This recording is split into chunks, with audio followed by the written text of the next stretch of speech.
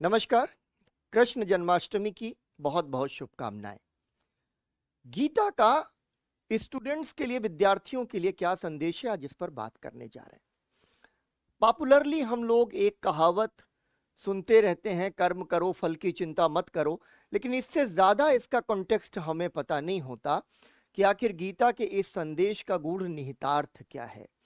दरअसल अगर आप गीता पढ़ेंगे तो आपको पता चलेगा कि जैसे ये एक लाइफ मैनेजमेंट स्ट्रेटजी है।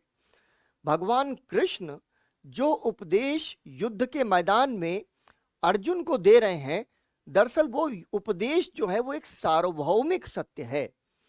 और अगर आप देखें कि दुनिया के जो महान लोग हैं, केवल देश में नहीं बल्कि विदेशों के अंदर भी, उन्होंने किसी न किसी रेफरेंस में भगवत गीता को अपनी प्रेरणा जरूर बताया है। और हमारे देश के भीतर महात्मा गांधी, लोकमान्य तिलक जैसे तमाम सारे लोगों ने भगवत गीता के बारे में विस्तार से बात भी की है।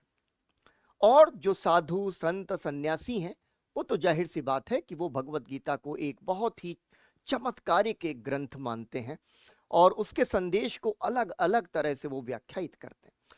तो आखिर जो स्टूडेंट्स हैं वो भगवत गीता से ऐसा क्या हासिल कर सकते हैं जो उनको जिंदगी में उस मुकाम तक ले जाने में समर्थ बनाए जहां तक वो पहुंचना चाहते हैं। इसीलिए मैं स्टूडेंट्स को हमेशा कहता हूं कि सिलेबस तो पढ़ना है, क्योंकि आप जिस कॉम्पिटिटिव एग्जामिनेशन में जा रहे हैं वहां पर सफलता के लिए आपको सिलेबस पढ़ना है और अच्छी तरीके से पढ़ना है। लेकिन अगर जिंदगी की जंग जीतनी है तो आपको कुछ दूसरी किताबें भी पढ़नी चाहिए, और मैं कहूंगा कि भगवत गीता उनमें से एक बहुत महत्वपूर्ण किताब है। अगर आप गीता को पढ़ते हैं तो आपको लगता है कि ये तो एक ट्रेजर हाउस ऑफ विजडम है। इसमें इतनी सारी बातें, गूढ़ बातें हैं जिनका अगर कुछ अंश भी हम आत्मसात कर लेते हैं तो हमें बहुत मदद मिलती है अपने day to day routine life को मैनेज करने में। तो यहां अगर आप भगवत गीता को पढ़ें तो आप देखिए, कर्म करो फल की चिंता ना करो, यानी कि कर्म योगी बनना है, कर्म करते रहना है। इससे ज्यादा आपको परवाह नहीं करनी है कि इसका फल क्या होगा। जब आप कर्म कर रहे हैं, जब आप मेहनत कर रहे हैं, तो जाहिर सी बात है कि उसका परिणाम अच्छा ही होगा। लेकिन अगर वो नहीं होता है तब आपको निराश होकर नहीं बैठ जाना। यही तो भगवान कृष्ण अर्जुन को कह रहे हैं कि तुमको कर्म करना है, तुम करता नहीं हो, तुम निमित्त मात्र हो। तुम्हें जो काम सौंपा गया है उस काम को तुम अच्छी तरह से निभाओ, यही तुम्हारा धर्म है। तो ये भगवत गीता के भीतर जब कृष्ण अर्जुन से कहते हैं तो इसका अर्थ यही है कि आपको सिर्फ और सिर्फ कर्म पर कंसंट्रेट करना है। अब आप सोच सकते हैं कि अरे ये सर आप क्या कह रहे हैं, मैं एक डिजायर्ड रिजल्ट मेरे दिमाग में है कि मैं ये बनूंगा, मैं ये कॉम्पिटिटिव एग्जामिनेशन में क्लियर करूंगा, मैं आईएएस बन जाऊंगा, मैं इंजीनियर बन जाऊंगा, डॉक्टर बन जाऊंगा, और आप कह रहे हैं उसकी चिंता ना करो। तो ऐसे समझो ये कि ये एक प्रेशर मैनेजमेंट टेक्निक है। जब आप परिणाम के बारे में हद से ज्यादा चिंता करने लग जाते हैं तो आप अपना प्रदर्शन खराब कर लेते हैं। इसको परफॉर्मेंस प्रेशर कहते हैं। एग्जामिनेशन में इसी चिंता में बैठे हुए हैं कि क्या होगा क्या होगा क्या होगा, तो आप एग्जामिनेशन में क्या परफॉर्म करेंगे। इसलिए आपने फल की चिंता को हटा दिया, जो होगा वो होगा। मुझे क्या करना है, मुझे इस एग्जामिनेशन को बहुत अच्छा दे देना है। मुझे परवाह नहीं करनी है कि जो बाकी कॉम्पिटिटर्स हैं वो क्या कर रहे हैं, उन्होंने कितनी तैयारी की है, वो या वो आज कैसा परफॉर्म कर रहे होंगे एग्जामिनेशन हॉल के भीतर। आपको अपने पेपर पे फोकस करना, यानी ये अटेंशन फोकस और कंसंट्रेशन का स्ट्रेटजी है। आप सोचिए, विराट कोहली बैटिंग करने जाए और उसके दिमाग में ये प्रेशर बना रहे कि नहीं उसको हर इनिंग में सेंचुरी मारनी है, तो जाहिर सी बात है हर इनिंग में सेंचुरी नहीं मारी जा सकती। तो वो क्या करेगा, वो उस दिन उन परिस्थितियों के बीच में जितना बेहतर खेल सकता होगा उतना बेहतर खेलेगा, हो सकता है सेंचुरी बन जाए। लेकिन अगर आपने ये टेंशन पहले से ही अपने माथे पर जो है डाल दिया कि मुझे ये चाहिए, ठीक है, और ये मिलेगा या नहीं मिलेगा, तो उससे क्या होगा, एक डर पैदा होगा, घबराहट पैदा होगी, एक भय पैदा होगा। और जो भय है वो आपके बने बनाए काम बिगाड़ देता है। इसलिए डरना नहीं है। तो भगवत गीता के इस संदेश के अंदर तो बहुत गूढ़ तत्व छिपा हुआ है। उस तथ्य को अगर आप समझ लेते तो आप अपने वास्तविक चरित्र को, अपने रियल नेचर को जान जाते हैं। आपको अपना जो कंसंट्रेशन ऑफ माइंड है उसको सेट करने में बहुत मदद मिल जाती है कि मुझे फोकस कहाँ करना है, मेरा फोकल पॉइंट क्या है। और अगर आपने फोकल पॉइंट समझ लिया तो आप डेविएट नहीं होंगे।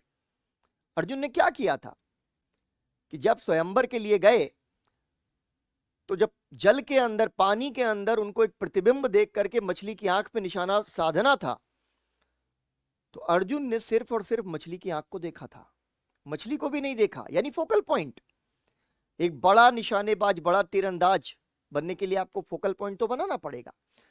यहां हम बात कर सकते हैं कर्ण की भी, यहां पर हम बात कर सकते हैं अश्वत्थामा की भी, या अन्य जो बड़े महान योद्धा हुए महाभारत के पूरे युद्ध के दौरान, उनकी बात कर सकते हैं। लेकिन वो थोड़ा डेविएशन होगा।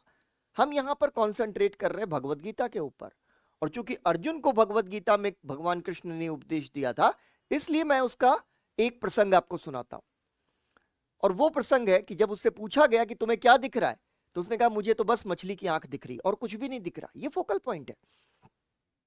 जब आप ये सोच लेते हैं कि मेरा फोकल पॉइंट सेट हो गया है, मेरे अंदर से कॉन्फिडेंस जो है ना वो बहुत हाई हो चुका है, मुझे पता है कि मैं जो कर रहा हूं मुझे कर्म पर फोकस करना है, मुझे किसी भी तरीके का परफॉर्मेंस प्रेशर नहीं रखना है, तो क्या होता है, निगेटिव थॉट्स धीरे धीरे गायब हो जाते हैं। और यही तो फियर है, असफल हो जाऊंगा तो क्या हो जाएगा। मेरे बहुत सारे स्टूडेंट्स मुझसे पूछते थे, सर ये नहीं होगा तो क्या होगा। तो मैंने कहा जिंदगी तो कभी खत्म नहीं होती ना, गिरते हैं शहसवार ही मैदान जंग में, वो खुम्स क्या गिरेंगे जो घुटनों के बल चले। तो जो घुटनों के बल चलेंगे वो गिरेंगे नहीं, गिरेंगे वही जो घोड़े पे सवार होकर के युद्ध में लड़ रहे हैं। और स्टूडेंट्स क्या हैं, अपने समय के योद्धा ही तो हैं।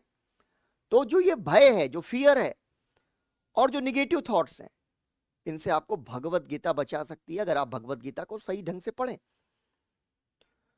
एंगर, क्रोध, क्रोध कितना विनाश करता है। आमतौर पर क्लास 11-12 की जो एज होती है वो एज एडोलसेंस की एज होती है, बहुत रिएक्शन होता है। आप बड़े हो रहे हैं और घर परिवार से लेकर के अड़ोस पड़ोस, नातेदार, रिश्तेदार आपको ये मानने को तैयार नहीं है कि आप बड़े हो गए हैं, और यहां पे कॉन्फ्लिक्ट पैदा होता है। और उस कॉन्फ्लिक्ट के बीच से जो एडोलसेंस की, किशोरावस्था की जो एज है, वो बायोलॉजिकली एंगर की एज है, रिएक्शन की एज है, असर्शन की एज है। तो वहां पर बच्चे बहुत अग्रेसिव हो जाते हैं।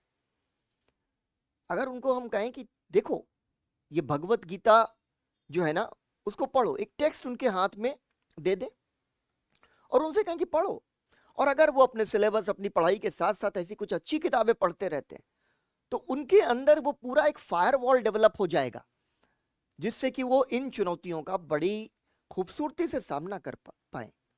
यहाँ एक पीछे किताब का ये पोस्टर है, भगवत गीता फॉर स्टूडेंट्स, रामकृष्ण मठ से ये किताब पब्लिश हुई है। ये स्टूडेंट्स के लिए भगवत गीता क्यों महत्वपूर्ण है, इसकी एक छोटी सी बुकलेट है, 12 चैप्टर्स हैं, सेलेक्टेड वर्सेस हैं जो स्टूडेंट्स के लिए बहुत यूजफुल है। और फिर स्वामी विवेकानंद उनको इंटरप्रेट करते हैं, और उनकी कुछ सूक्तियां हैं जो वहां पर कंपाइल की हुई हैं। 40 रुपए की पतली सी किताब है, आप ऑर्डर करिए, आप पढ़िए और अपने बच्चे को दीजिए, इसको पढ़ो। तो आज जन्माष्टमी के दिन ये मौका है। फिर इसके अलावा जब आप अपने भय पर, अपने एंगर पर, अपने गुस्से पर, निगेटिव थॉट्स पर काबू कर लेते हैं, और जब आप अपना फोकल पॉइंट मेंटेन कर लेते हैं, तो आपका जिंदगी का आउटलुक बदल जाता है, और वो बड़ा स्वस्थ, बहुत हेल्दी आउटलुक हो जाता है। और इसके बाद एक बड़ी स्ट्रॉन्ग और प्योर पर्सनालिटी सामने आती है। तो भगवत गीता की एक छोटी सी बात मैंने आपको बताई कि कर्म करो, फल की चिंता ना करो, यानी निष्काम कर्म और कर्म योगी बनना, केवल हमने उसकी बात की, और कितनी सारी चीजें, कितने सारे लाइफ लेसन्स इसके बीच से निकल करके आ गए। ये खूबसूरती होती है एक टेक्स्ट की। और मैं फिर उस बात को दोहरा देता हूं कि अच्छी किताबें पढ़ना बहुत जरूरी है।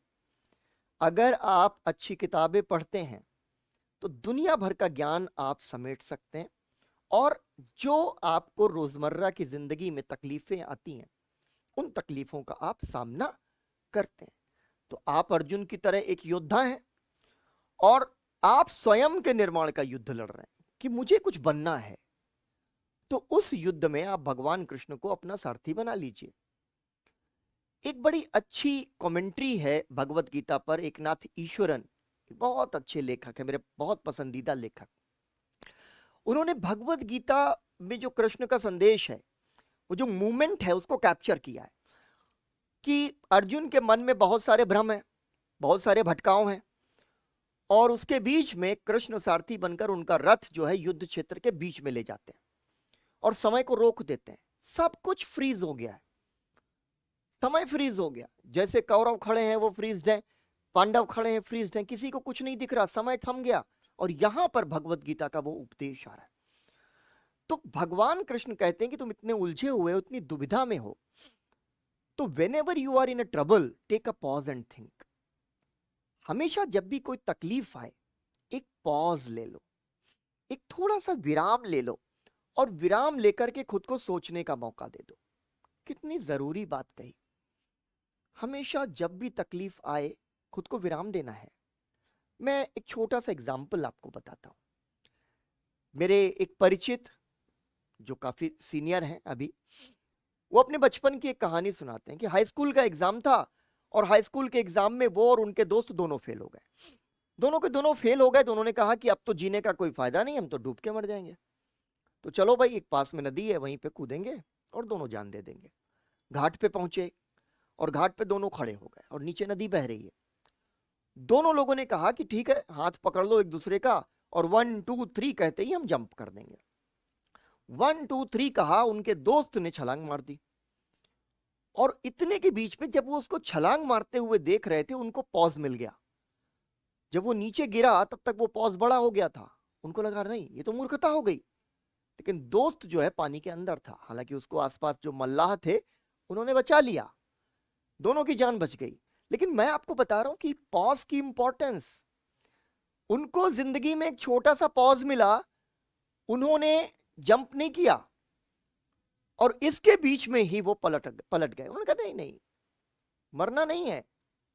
खैर, अच्छी चीज ये हुई, हैप्पी एंडिंग हो गई कि उनके दोस्त भी बच गए, दोनों की जान बच गई। दोनों ने बाद में अपनी जिंदगी बड़ी अच्छी जी। तो ये जो भगवत गीता के छोटे छोटे संदेश हैं, उनको सरल से सरलतम शब्दों में आप समझते चले जाइए।